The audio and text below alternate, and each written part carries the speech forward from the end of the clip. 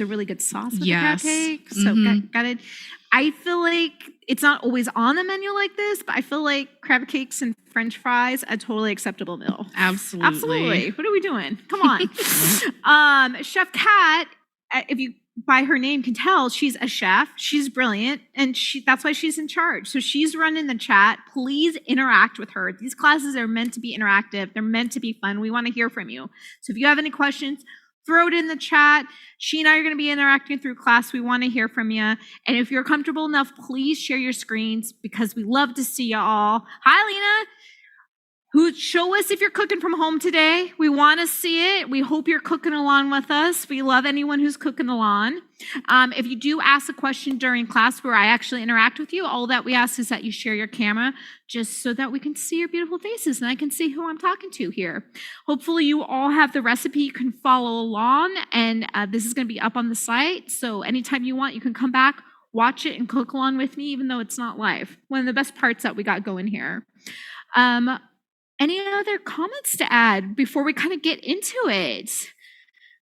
I mean, we love seafood, right? We sure do. We love seafood. We're in Seattle. Full disclosure, we're in Seattle. We're in the Pacific Northwest. So anytime we have a seafood class, we're like, oh, we know seafood. I mean, we really need to stop with it. It's a big ego boost for us. So we're very excited for it. Kat was a marine biology major in college. So we're just going to hit it to Kat for like crab facts, you guys, during class. I'm disappointed we don't have a crab facts like sound effect, but we'll work it in post or something, okay? Sounds good. Get into it. You ready, Kat? I'm ready. I'm ready. You guys ready? Let's get into it. Let's crab cake. Ooh, I love crab cakes. Okay, so crab cakes. You can get them everywhere now, but most notably in the United States from a region called the Chesapeake Bay, which most of us, I think, are pretty familiar with. Virginia, but most notably Maryland, especially Baltimore. So if you're talking about crabs, really based on where you are in the United States and what time of year it is going to kind of determine what crab you have available to you. We're here, like I said, in Seattle, so we're on the West Coast. I'm also from the Bay Area, so Dungeness crab queen right here. We're all about the Dungeness on the West Coast. East Coast, especially Chesapeake Bay, you're talking blue crabs. So there's all different types of crabs. So we are going to be starting off with some familiar ingredients. It definitely can change different from region. You also have the Gulf region of the United States. So based on each region, you might see slight differences in ingredients. I think the common thing here you have to remember with crab cakes is that crab is the star. Crab is the star. You don't want so much filling and mayonnaise and breadcrumbs that you're barely getting any crab. So that's the big thing to take about. Like, what's the number one thing to think about of a great crab cake? It's that crab is the star. So we're going to start with our fillings first, though. Our little accoutrement in here, our little texture bites, our little flavor bites, because the crab is the last thing we want to add. The reason being is that if you start in the beginning and really stir all those ingredients together, you're going to break apart your crab. And we don't want that. We want to see some nice chunks. So we're going to start with the add-ins first. Got some celery here. Just one celery stick. I don't want giant chunks. So I'm just going to start with some fine little dices here. I love celery. It's getting towards the summer. Officially, summer starts this weekend with Memorial Weekend. So that's always when the barbecues start. And then I feel like we're full into like burger, chicken wing, all sorts of potato salad land for like until Labor Day. I'm not complaining. Those are like my top food groups. So celery is a great thing to have on hand right now because I feel like every summer salad is delicious with a cold little bit of celery. So I'm just going to finely dice this up, just little chunks. Again, this is just to add in flavor to the crab. I'm not looking for celery cakes here. So all our little bites that we're adding in here, we want to make sure it has a fine little bit to it. If you like large chunks of celery, go for it. But we don't want anything competing with our crab, okay? So got a fine little dice here. someone contact the Culinary Institute of America and let them know I remember how to find dice. Even though I'm a pastry chef, that is always the knife work. That is the Achilles heel of pastry chef. So right on. Remember that. So got my fine little dice in here. Next up, red pepper. I feel like red bell pepper. And I'm just going to take the stem out, take the seeds out. I feel like this one, sometimes you see in there, sometimes you not. I like the pepper in there. I find red, yellow, orange bell peppers have a nice sweetness to it. It's very summery. We eat with our eyes. I like that little color in there. I'm pulling out the membrane. I'm pulling out the seeds over your trash can, giving it a nice little tap over here. Tap, tap, tap. Takes those seeds out. And then I'm just going to take this. We're using half a bell pepper here. And we're taking, again, I'm just slicing into little sticks. And then I'll get into my fine dice. All the bell pepper's good. I love all bell pepper. What I would not do in here, this is a personal preference, but I feel like a lot of you might agree with me, green bell pepper. I wouldn't do green. I feel like there's a more pungent flavor with green bell pepper, and I don't want that very strong flavor competing with the crab. Green bell pepper is a younger pepper. It hasn't matured as much. And so that flavor, I don't know. Are you a green bell pepper person, Kat? I actually prefer like red and yellow ones because they're sweeter. Sweeter. Because they've matured longer, they've got more sweetness to them. Although I feel like I can't have a supreme order of pizza. Like if I order a supreme style pizza, I can't have it without green bell pepper on there. That's my one. I don't know why, but I feel like that flavor profile has been so beat into me. Like, oh, you have green bell peppers on there. That's the one time I'm like, all right. Or I'm half Italian. I grew up with a Sicilian mama who made sausage and peppers growing up. She always used green bell peppers for sausage and peppers. And so then I, of course, have to have green bell peppers there. Everywhere else, I'm just kind of like, all right. Plus, also, you get some really nice color with the red and yellow peppers, too. Very summer. Very summer. Fun. We love it. And I feel like red bell pepper is just going to really, the little red specks are really going to kind of pop out with our crab in here. So some veggies, not a lot. I'm only using half a bell pepper here. So we're not using a ton. Bell pepper is not spicy, so we're not adding, these aren't jalapenos. There's no spice to this. It's just a kind of a sweet flavor. I also wish people would use, I don't think people necessarily think of bell pepper in salads, but I love bell pepper, especially red bell pepper, sliced up in salads. It's a nice crunchy bit. So if you're thinking, what am I supposed to do with this half a bell pepper? Chop it up and add it to your salads. I like slicing them up and dipping them in hummus as a snack. Ooh, that's a nice little snack.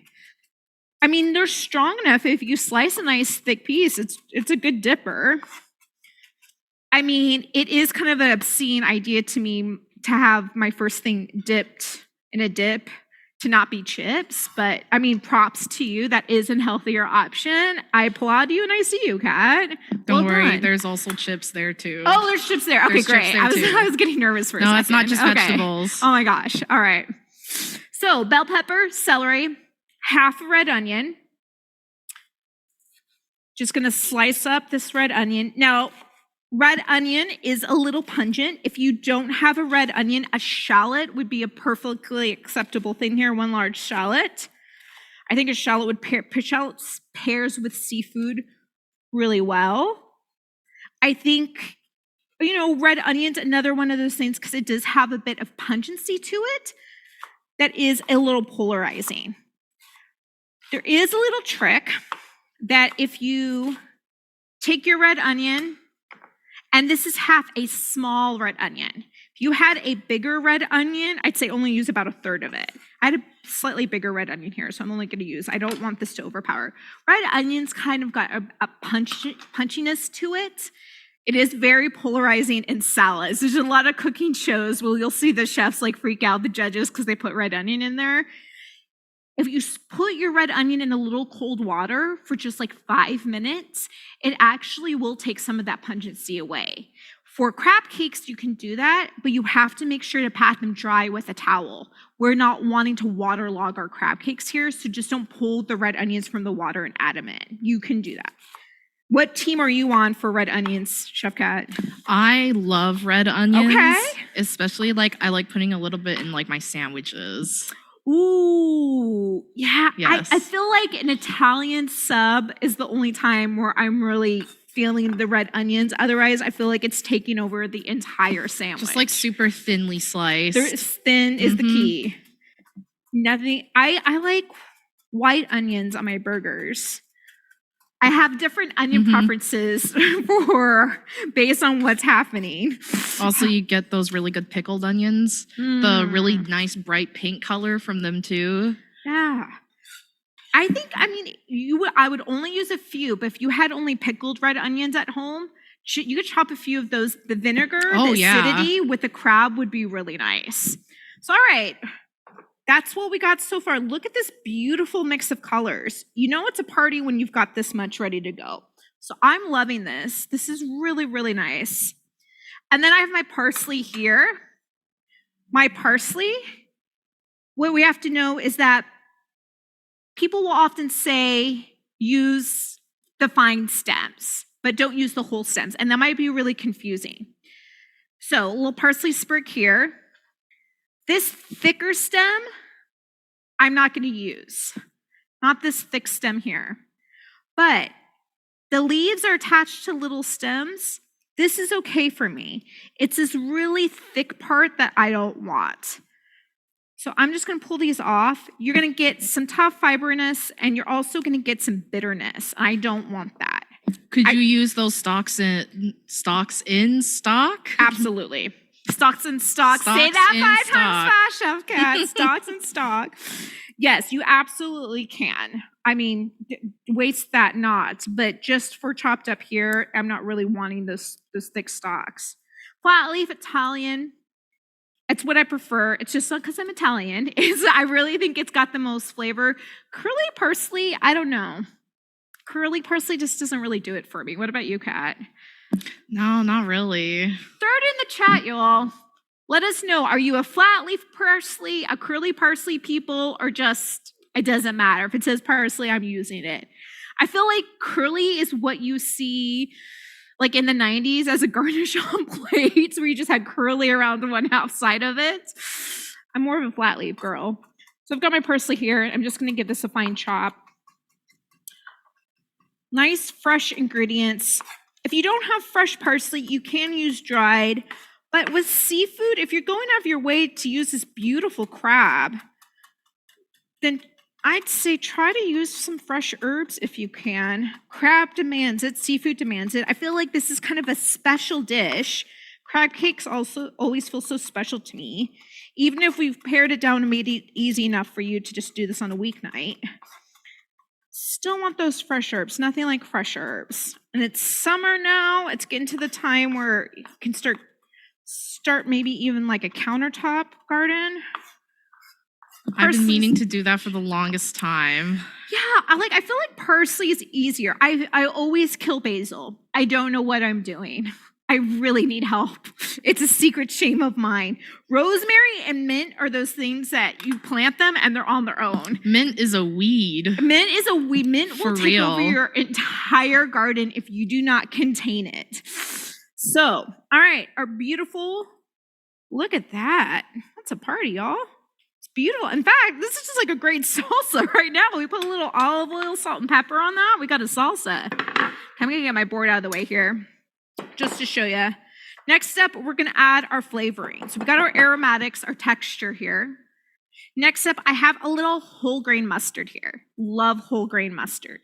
Whole grain won't have quite that bite that Dijon does because the mustard seeds are whole, so they haven't been broken up, so you're not releasing as much as that spice. If you feel like, if you're someone who thinks that Dijon has a little too much heat to it, whole grain is a great alternative. Next up, we have a little mayo here. You can also use Greek yogurt. Greek yogurt is a great substitute for mayonnaise in dressings. Again, we're talking about summer salads. You're making potato salad, Greek yogurt is a great substitute. It's really thick, it's creamy, it's high in protein. It's great, great substitute. A little Worcestershire sauce.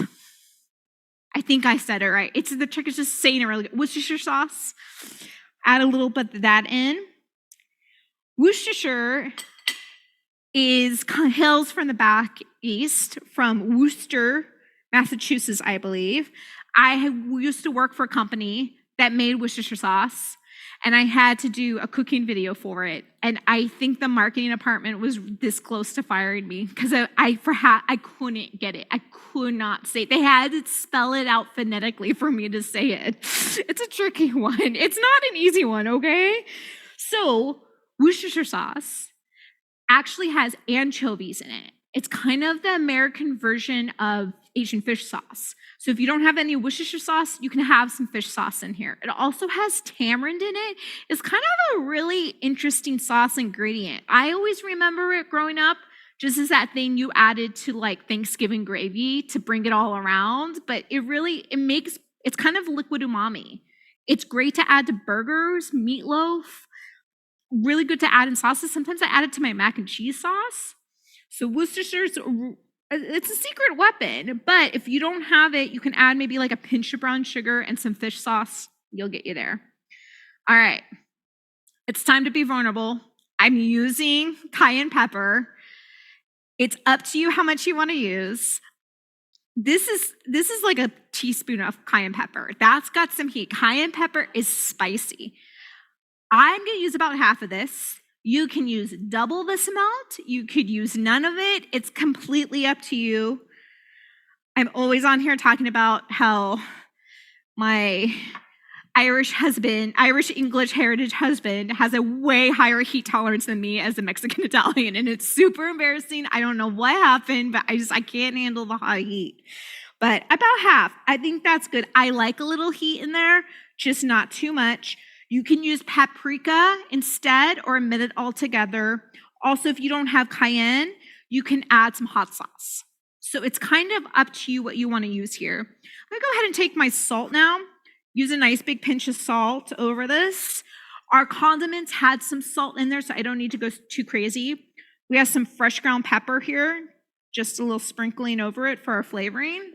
Chef, And we've then I'm got gonna crack a an egg. couple quick questions here. Please, let me hear. I'm just cracking an egg now. Please tell me as I'm cracking my egg. If we cannot use mustard for like just dietary reasons, Sure. is there a substitute that you recommend?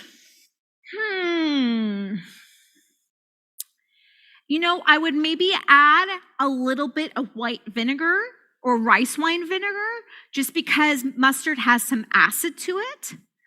And then I think as long as you keep some paprika in, we're kind of missing, a little bit of a rounded spice. If you can have horseradish, a little bit of horseradish would be a good substitute as well. Or omit it altogether. We've got plenty of flavorings in here. I'm going to stir this together. What do you think, Chef Kat? I think that'd be Yeah. pretty good. Yeah, make sure you look on the ingredient statement for your mayonnaise if you are using mayonnaise, because some mayonnaises might have like a little mustard powder in there. In fact, just look on, mustard powder can sneak its way into a lot of condiments. It's a good thing to keep an eye on. Okay, any other questions? And other seafood that we could use in this, like before class we talked about like salmon and shrimp. Absolutely. Yeah, we're getting into that right now. Great questions for sure. So let's talk about crab. Let's talk about crab, baby. Let's talk about you and me. Crab. I love crab. Okay, we got two vastly different crab situations here, but we're going to talk about it because we're talking here a homemade where it's all about fun. So it's about fun. It's about what's easy and works for you. It's not about yelling at you what's the right way to do something. We just want to be informational. So down here, if we can get top down real quick, we've got jumbo lump crab meat right here. This is fresh. We got this. The jumbo part is kind of the filet mignon of crab, the jumbo lump meat. It comes kind of the back where the swimmers are, the muscle where the little swimmers are. Is that the right, you're a marine biologist, is that the right, the little swimmers like that? That's an accurate depiction, we right? can call it that, yeah. Okay. That's the good part. So if you're searching for crab, First thing first, if you can get it, get jumbo lump crab meat. Based where you are, based on how landlocked you are and what time of the year it is, some different species of crab are year-round available. Some are only like October through January. It's a mixed bag. And with weather these days, it can be really all over the place. This right here, if we can do top down again, this is canned crab. I just have it draining. I rinsed it off a little. There's nothing wrong with it. It's just two vastly kind of different options here. Personally, I'm all about the fresh crab. It has a much better, cleaner seafood flavor, but we've got all this delicious aromatics and sauces in here. There's nothing wrong with the canned crab. It's just a personal preference, and honestly, from a flavor standpoint, I can't say that the fresh is a little brighter. The best thing to ask, like we say, one of the most important relationships in your life will be with your fishmonger. Make friends. Whoever your fish guy is at the grocery store, at a seafood market, make best friends with that man or woman because they know what they are talking about. And it's always a relationship of trust, because what you really want to do is go in and ask, what's fresh? What's fresh today? Because maybe they have something really fresh that they flew in. You never know. It's always a mixed bag, so it's always what's fresh. There might be the situation where there isn't crab available. In that case, salmon is one of the most widely available seafoods in the United States. It's one of the most popular. So salmon, chopped up fresh salmon, would be delicious in here. You just have to mince it, take it off the skin, make sure you remove the pin bones, and give it a good chop over and fold it in here. You don't have to puree it, but you don't want huge chunks. You want kind of chunks close to this like you would of our lump crab meat. So if you can see, top down, how big that piece is, then you can get your salmon kind of close to that. Also, shrimp would be an acceptable one add in here. So maybe some poached shrimp or fresh shrimp chopped up. What about some imitation crab? Absolutely. Whatever it's your journey, your crab cake journey.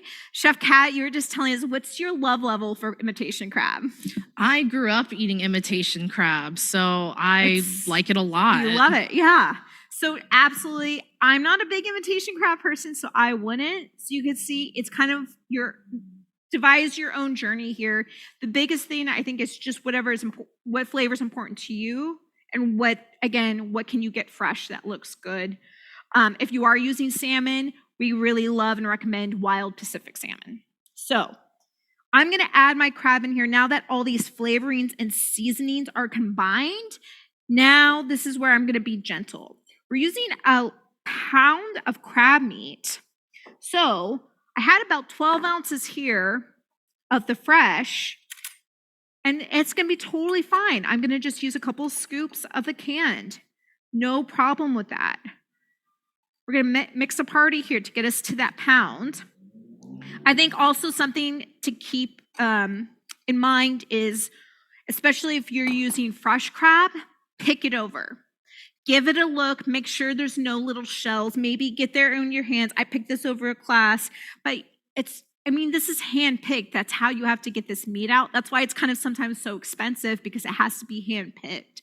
So if you see any little shells in there, just pull them out. So I'm going to gently fold all of these ingredients together. Just now, all this crab is getting the flavor.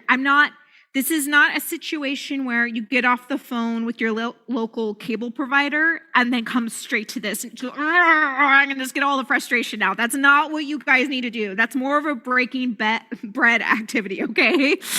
Gentle, nice. You need to be in a zen place with this. We're just folding over. And then I have some breadcrumbs. I'm going to add those in. I actually like whole wheat breadcrumbs because I think whole wheat has better flavor.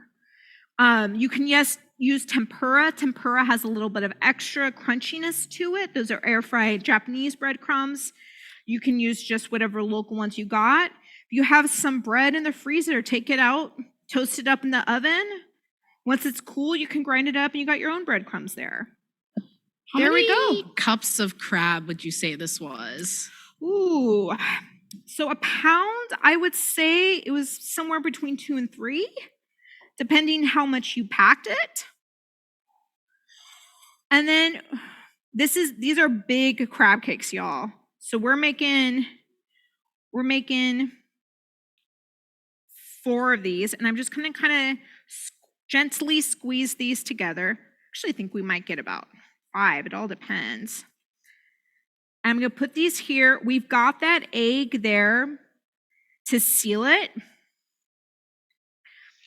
And I'm just gonna kind of gently squeeze these together. Make sure you have really good clean hands. And just kind of try to compact it. And we'll put these here, and chilling it is actually going to help us really tighten up these cakes. So that's an important step next to don't overmix, is chill the crab cakes, and that will help them form. That egg is going to kind of bind it along with the breadcrumbs. I think we might actually get 6. It kind of all depends on how much veg. There's no exact amount of veg. So one celery stalk might be a little larger than other. We're trying to get them roughly the same size. Another way for you to get uniformity is to use a little ice cream scoop. A best friend here is an ice cream scoop. If you were doing this recipe with shrimp, yes, how big would you keep the shrimp? Again, roughly the same size of one of these lumps. I would say slice the shrimp into 3 to 4 pieces, one whole shrimp, depending. If it's small shrimp, just keep the small shrimp as is. But large shrimp, about 2 to 4 pieces, I would say. So we got our cakes here. We've got them all over. Maybe one more. I mean, come on now. And then we're going to take these and just make one more. Again, I'm being really gentle with it. These are almost like burger sizes. So you could see, you could easily get some burger buns out and make these. And Chef Kat is going to go ahead and take these and put them, I'm going to wipe my hands real quick. I mean, it is just, you see if you have some pieces falling off, just put it there. You're going to take these and put these in the fridge for us. And actually, Chef Kat, let's rush that and put that in the freezer if we can, if there's room. We'll see. Always throwing last minute things at her. We're going to add those in just to rush it along because we are on a quick timeline here with class. We're just going to get them to really tighten up. So that rest for about 15 minutes is going to make a huge difference. And there we go. We got our crab cakes. I'm going to take these over here and just give my hands a little wash. And then we'll go over to the remoulade sauce. Chef Kat, do we have any questions over there? Not right now. Not right now? Hold on, I am taking a look here. You guys are so quiet. We got a question from Ruby here. If we're using shrimp or other fish, should it be cooked beforehand or should it go in raw? You know, I think you actually could probably do it raw. It's up to you. Cooked is fine. You could do it raw. Just make sure you're getting that interior cooked all the way. So doing a pan-fried cake, don't make them too bulky. You might want to flatten them out. Just make sure they're getting cooked through all the way. That's really important when doing raw. And you could cook them really anyway. Like I enjoy making seafood cakes with like leftover salmon. Absolutely. And even leftover poke. I will chop up poke like the next day. That's a great idea to do leftover poke. And make it into a cake. Yeah, I think the thing is just whatever you're using, make sure it's fresh and good condition. I kind of like using poached personally, but again, you can make it an easy 2-night meal. So if you cook a bunch of salmon or roast a bunch of salmon up, or if you did crab one night, then whatever's left over, then you're doing cakes the next day. So there we go. Great questions. Chef Kat also had a great recommendation that she uses, you were saying, muffin tins. Yes, you can make crab cakes in muffin tins. So that way you just put it in the tin, you put it in the oven to bake, and you're good. That's even easier, y'all. Easy. So it's kind of whatever kind of night you're doing it, whatever feels. Sometimes you just need to be in the kitchen for a little bit longer with headphones on, having a glass of wine, having no one bother you. So sometimes you don't mind doing it a little bit longer. Up to you. Okay, We're gonna come back now and do our remoulade sauce. Remoulade comes from Louisiana, from New Orleans, but now it's just kind of a common sauce to serve with seafood.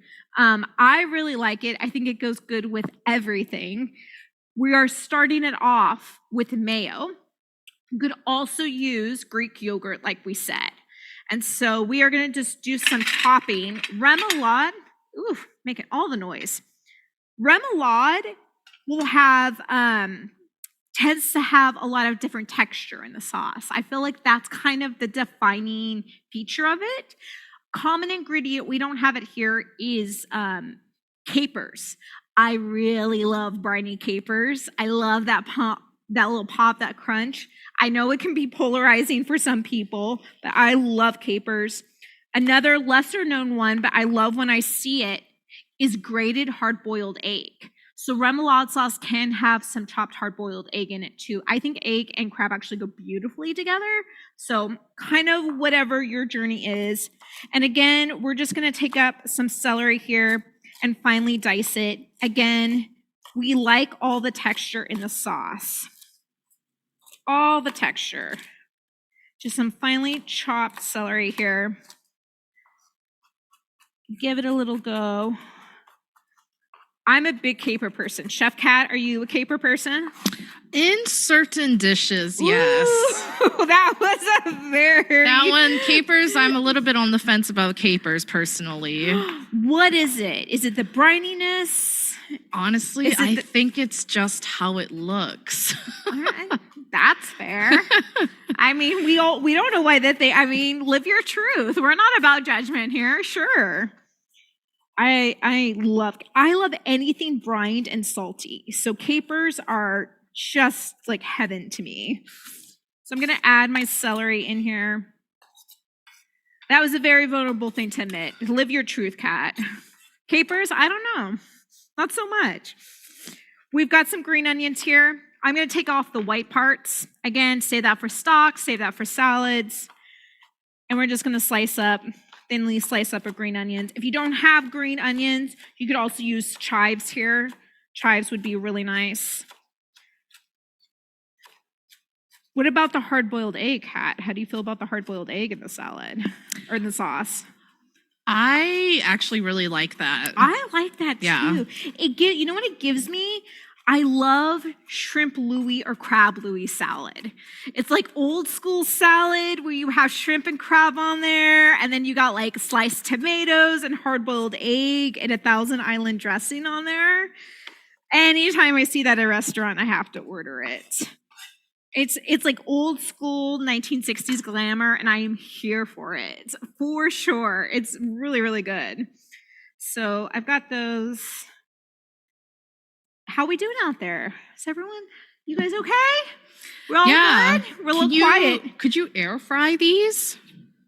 Ooh, I don't see why not.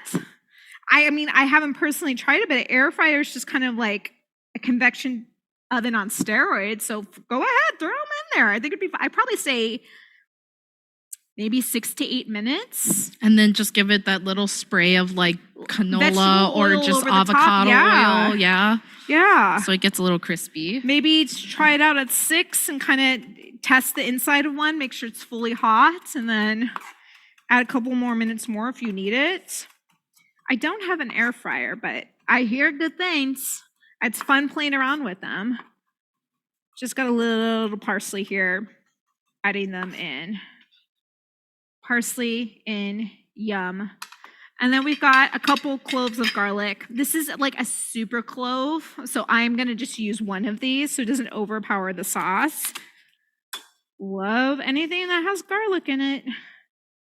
Gotta get it going. My hands are gonna be garlicky after this. I don't care. I have been meaning to confit garlic at home for the longest time. Ooh, tell the people what confit means, Chef Kat. Confit garlic means that we're basically just cooking the garlic cloves in olive oil until it browns. Yes, kind of slow, just you're in the pulling oven. the essence of the garlic from it, and the oil and the garlic are both just perfect unison. There's nothing better than like grilled country bread, like a baguette bread slice with confit garlic spread all over it. That is a party, people. Let me tell you. All right, so garlic in there. And then I've got some smoked paprika. Love smoked paprika. It's just like the regular chili pepper. It doesn't have hot heat. It has a smokiness to it. So it's just a ton of flavor, adding that in. I have a little rice wine vinegar. I'm gonna add that in. I have some horseradish. I love horseradish. Horseradish is an underrated ingredient to me that should be in everyone's fridge. I think it really adds an interesting pop to a lot of sauces. It's a great marinade on beef or pork. Try out cooking with horseradish a little more if you haven't played with it in a while. I've got some Dijon mustard. You could also use, it says in the recipe, Creole mustard. Dijon's a fine substitute for that if you can't find it. I got a little ketchup. So we're gonna add some sweetness and some color from that ketchup. I got a little hot sauce. Use whatever you want. Because this is a Louisiana sauce, I'm using Louisiana hot sauce. You use whatever you want. Again, I know the heat factor is hard for some people, so you can omit it if you want. I got a little lemon. Just a couple teaspoons of lemon in there. Lemon is an essential ingredient here because we really need that acid with our crab cakes. And the thing about this sauce is you could easily make it a couple days before and let it just marinate in the fridge. And as it sits in the fridge, that flavor is just gonna develop and get better and better. And honestly, I can't imagine any sort of seafood dish that this sauce wouldn't be absolutely delicious on. Grilled salmon, grilled scallops, whatever you've got working on. You going camping this summer, catching and grilling fish, the sauce would be fantastic on it. We're gonna add about half of a small red onion. I've got a bigger red onion here, so I'm only gonna do about a quarter of this. Again, it's all about that texture. If you don't have a red onion, feel free to go ahead and use a shallot. Just finely dice. Again, as we talked, if you don't want as much potency, go ahead and rinse in a little cold water, dry it off. I'll kind of take that pungency down, if you will. Do a little fine dice. And then that's the last go. This guy's going in here. And that's a remoulade. Easy, easy, lots of texture. As you can see, that's what we're wanting from our sauce is texture. And then I'm just gonna give it a little taste here and then adjust for seasoning. Because things like mustard and horseradish might already have some salt in there, it's good not to add a ton right away. Ooh, that's good. I like that. It's a nice sauce. Just a little bit of salt. And just a small pinch of pepper there. You know what I'm liking in this is the ketchup. The ketchup's adding a really nice sweetness to it. Okay, remoulade, done. Crab cake's done. It's time to fry these guys up. So I'm gonna just take my board out of the way here. Chef, I've got a question while I go get those crab cakes for you. Let me know. So Izzy asked a great question, like how long it takes to cook the crab cakes, and I would love to expand on that. If you're doing like other seafood, Yeah, and you're doing it raw or cooked, like what are the signs that we should look for that Absolutely. cake to be done? absolutely. Great question. And Chef Kat's just gonna go grab those crab cakes for me. I got a high-sided pan. I also have a fish spatula. This is a fish spatula. If you have this in your drawer and you didn't know that, that's what it's called. It's meant to work with more delicate seafood so that it doesn't break it apart. Love one of these guys. Highly recommend everyone having on these. I'm just gonna turn it on medium here. I'm gonna put a little oil in here. Thank you, Chef Kat. Just a little bit. Yeah, so what we're looking for is for our seafood to firm up. You definitely want it to firm up. If you're using something like salmon, you want that color to shift. If your fish is translucent to begin with, you want it white or a light pink and you want it to firm up. You can look for cooking temperatures on USDA if you have a food thermometer. On their website, they have all the cooking temperatures that you should associated with seafood. If you're using really good sushi grade quality like salmon or tuna, then it's really just all about getting cooked through and warm. I like a consistent cake cooked through, and I really want that kind of firmness and for it to be flaking when I bite into it. Because we have so much beautiful marinades in here, it should keep it really nice and hydrated. But I think the thing is just if like, especially if you're putting these on a street tray in the oven, do not dry them out. We don't want them to turn into this sponge that just like absorbs all the moisture in your mouth. So I've got this guy on medium high here. I'm just gonna take my seafood cakes. You hear that little sizzle? That's what we're looking for. Even just that couple minutes in the freezer really helped us get these guys firmed up. I'll do 3 to start. And I'm just gonna kind of try to give them a little flat. I don't want to break them apart. And this is where the egg and the breadcrumbs are really gonna help us out here because they're gonna help bind it together for us. And we definitely don't want to overcrowd the pan, because if we overcrowd the pan, then it's gonna steam these guys and it's gonna be hard to move them around and they might break apart. I am loving the red bell pepper in here. Loving the color. It's like a little confetti in there. I think it makes it look so beautiful. I think a sign of a good crab cake is the color. Yes, tell us more. Speak more on that, Chef Kat. Like the best crab cakes I've seen, whether they're like in pictures or like a restaurant, the crab cakes always have such a nice color to them. Like that golden brown on the outside, and then you can still see absolutely. like the color of the crab on the inside, the red, and then like the fillings and everything. I think that's a great crab cake. Absolutely. You don't want like a pale blonde crab cake. You want to get that color on there. I'm just gonna like look a little on the bottom. Make sure we're not getting a little burn here. Just kind of gently. Don't want to break apart our cakes. And you know what? If it breaks apart a little, that's fine. It's still a crab cake. It's still delicious. It's still gonna be lovely. Ooh, the smell on that.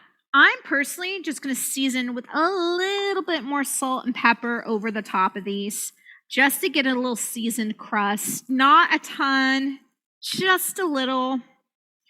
Give myself a little rinse here. So Chef Kat, since you did study marine biology in college, I'm totally calling her out on it. Give us a crab fact. We're working with crabs. I want to hear it. A fun crab So I've fact. got a fun fact for you about spider crabs, specifically Ooh. Japanese spider crabs, which they do also eat in Japan. Some prefectures have it as a specialty. The spider crabs, Japanese, aren't they huge? They can grow up to 12 feet long. Oh my gosh. Yep. Think of how many crab cakes that is. A 12 feet long crab. Okay, continue. I want to hear more. Speak on that. It's like I think the biggest Japanese spider crab I've ever seen going to an aquarium was easily 10 feet across. Whoa. It's huge. It's like, I think it is one of the biggest crab species. Okay. Well, I'm gonna might be having dreams about a Japanese spider crab. I'm a 12 feet crab. Imagine snorkeling and you come across a 12-foot long crab. Well, don't worry, they are deeper dwellings, so Okay. you're not gonna come across one randomly snorkeling. If you do, that would be very surprising. I mean, truly, really, I'm having a hard enough time with the orcas now that they're attacking ships. I don't know if you all saw that. That made news. So I can't worry about spider crabs right now. I have been told they are very good eating, though. I have not tried them myself, but Ooh. they are pretty good eating. Do you know if it's kind of a sweeter flavor? I think it is a little bit sweeter, yeah. Right on. Okay. Is anyone on the chat? Let us know. Have you had spider crab before in Japan? We want to hear about it. Also, where is your favorite crab cake? What's your favorite place to get crab cakes? I will say, this might sound a little touristy, but there's some great seafood restaurants. I'm new to Seattle and Pike Market, and there's I have already just starting to have some decent crab cakes. So You do you guys. Where's your favorite crab cake, Chef Cat? The one crab cake that I always think about was like this barbecue joint off the side of the road in Oregon, like kind of off the Whoa. coast. I don't even remember what it was called because this was a couple years ago today, but I always think about those crab cakes. Everything you said does sound like that is where you would get a great crab cake from. It was a like along the coast road trip, and so you could like see the ocean, but there's this restaurant right there. We were hungry. I was like, ooh. Oh, I turned Our this one next- too early. Guys, if you turn it too early and falls apart a little bit, it's fine. Don't worry about it, all right? It's going to be just fine. That's still delicious. Oh my God, these smell so good. It smells amazing in here right now.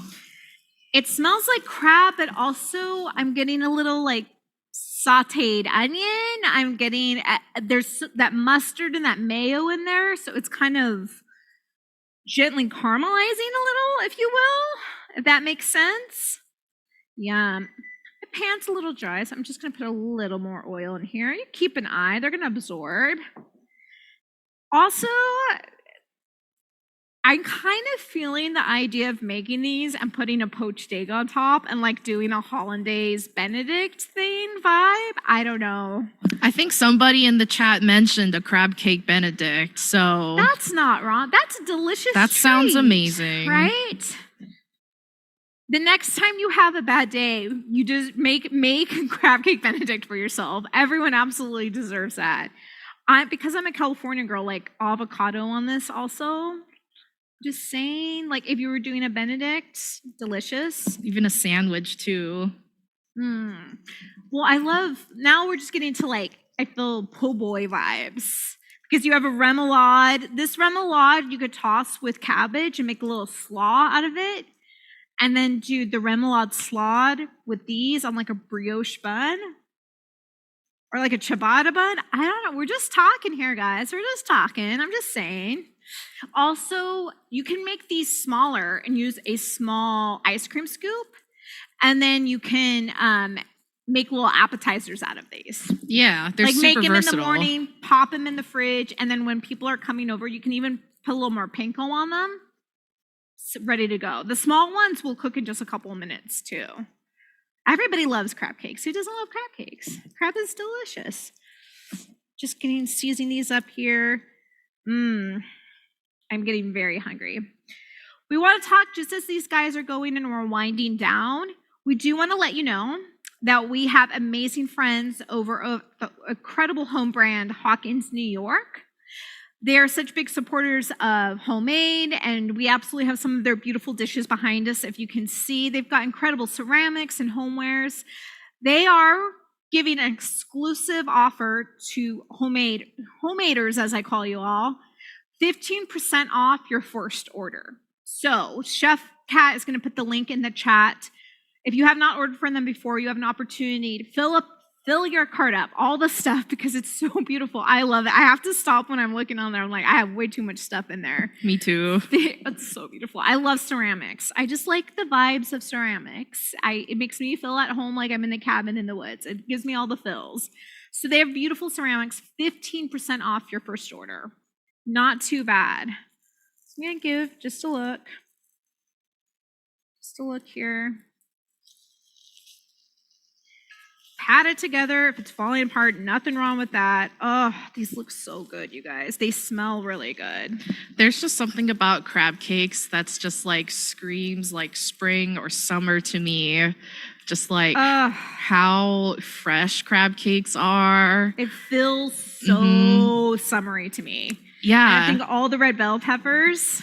But it's still like super rich and filling. And so it's like, it's definitely a summer treat. I didn't grow up in a place with a lot of seafood. I grew up in the Central Valley of California, which is not, cows, amazing.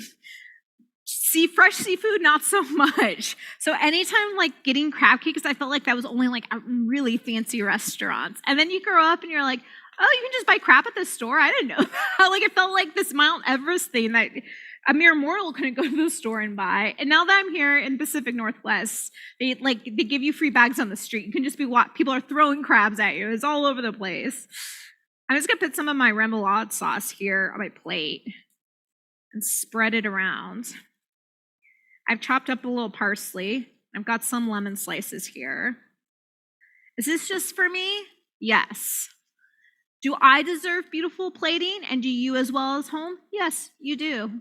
It's almost the weekends. If you got little ones in school, you're almost at the finish line with the end of school. You all deserve, I give you permission to give yourself beautiful plating tonight. Everyone deserves it. Just getting my last ones turned here. Beautiful lump crab meat. Oh, it's all right. I got some of these jumbo pieces falling off. There's nothing wrong with that. Nice and toasty. Getting these guys, and as they cook, just push them together if you got some pieces falling off. There's nothing wrong with that. This nice little sizzle. Oh, it smells so good.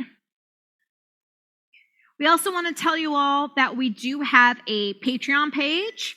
We've got a $10 subscription link on Patreon right now. We love providing these classes to you for free. We want to continue to do so. If you've been enjoying them and have the ability to support us, Chef Kat's going to put the link in the chat as well. Along with that $10 a month subscription, you also get access to exclusive recipes and online events. So you do get extras with that. Especially the recipes are pretty cool. So if you're interested in that, Chef Kat's going to put the link in the chat. This is our last class of the week, but next week, we're roaring back on Tuesday. I'm going to be teaching on Tuesday. We are going to be having a chermoula ribeye, which is like a Moroccan sauce ribeye. I love ribeye. I am a ribeye girl. It is my favorite cut. You can keep your filet mignon. I am a ribeye girl all day, every day. So if you want to check that out, we've got that. And then last minute class edition, y'all, which we're pretty hyped up around here. Our good friends at Crowd Cow, which is a beef company. Chef Joel is going to be doing a kind of a last minute on June 1st on 6/1, an informational class about beef, like Wagyu beef, featuring it, talking about showing it. That's going to be a really interesting course. So I highly recommend you guys join that one as well. So let me just check my crab cakes here. About one more minute, I think.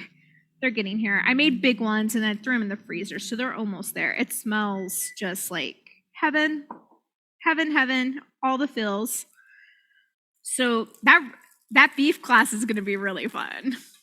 Wagyu beef, y'all. If you've always been curious and want to know more, it's going to be a good one. I'm just all the fills of this sizzling crabness. Is that a term, sizzling crabness? It is now. It is now. Feel free to use it as a descriptor in your next work meeting as something being amazing. Sizzling crabness. Got this going here. Are you excited for that cow class? I'm very excited. Wagyu yes. beef. That's going to be a good one. I have only had Wagyu like a couple times in my life, so I'm very excited to just learn more about it. I don't think I've ever had it. How are you out here getting all this Wagyu beef, Chef Kat? Do you have another life you need to tell us about? I lived for a year in Japan, so I ate like yakiniku and stuff. And if you pay just like a lot more, honestly, you can get some Wagyu to put on the grill and you just grill it really lightly. So it's almost like a sear. Ooh. And then you just pop it in your mouth. It's so good. What was your favorite thing that you had in Japan? All together? I'd say my top favorite is definitely sushi. Oh. I ate sushi like once a week in Japan. Once a week? Yeah. Okay, now you're just making everyone jealous. Oh my God, that sounds incredible. Okay, I've got my finished cake. This is my first one here. A jumbo lump piece fell off because it was so big. And to me, that's a sign of a perfect cake that you have such big pieces. So I've got just over here on my plate, on my little remoulade sauce, a little fresh parsley, just a dollop on top more of the remoulade. If you want a little squeeze of lemon over the top, it absolutely will thank you for that because it loves citrus. I'm going to take that, and it's chow time. I want the crispiest piece that I can find off of this. That's the one. That's the one. I'm making sure I'm getting all the sauce.